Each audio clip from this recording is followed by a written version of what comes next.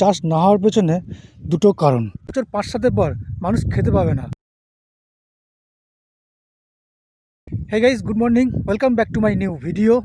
Guys, যদি এইভাবেই চলতে থাকে আর বছর ৫-৭ পর মানুষ খেতে পাবে না, আর সেটাই দেখাবো এই ভিডিওতে। তো ভাই, গ্রাম বাংলার প্রধান জীবিকাই হচ্ছে গিয়ে চাষবাস। আর এই চাষবাস যদি সঠিকভাবে না হয় তাহলে মানুষের অবস্থা খারাপের দিকে এগিয়ে যাবে। গাইস, এই জমিটা দেখো, সামনে ওই জমিটা দেখো, এই জমিগুলো দেখো, কোনো জমিতে চাষ হয়নি। এর কারণ কি জানো কেন চাষ হয়নি?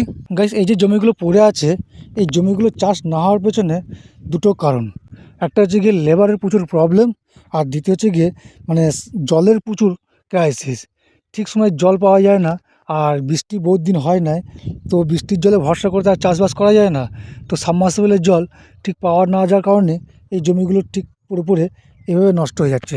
আর গাইস, বর্তমানে যা পরিস্থিতি, একটু ছেলে বড় হলেই তারা বাইরে কাজে চলে যাচ্ছে।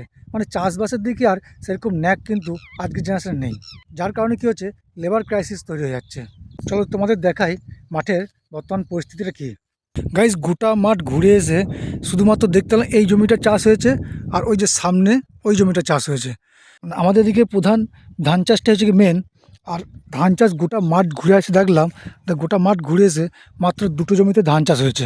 যে দুটো ধান চাষ করেছে ওদের নিজস্ব সাবমার্সিবল আছে, যে কারণের জন্য ধান জলেরটা ক্রাইসিস হয় না।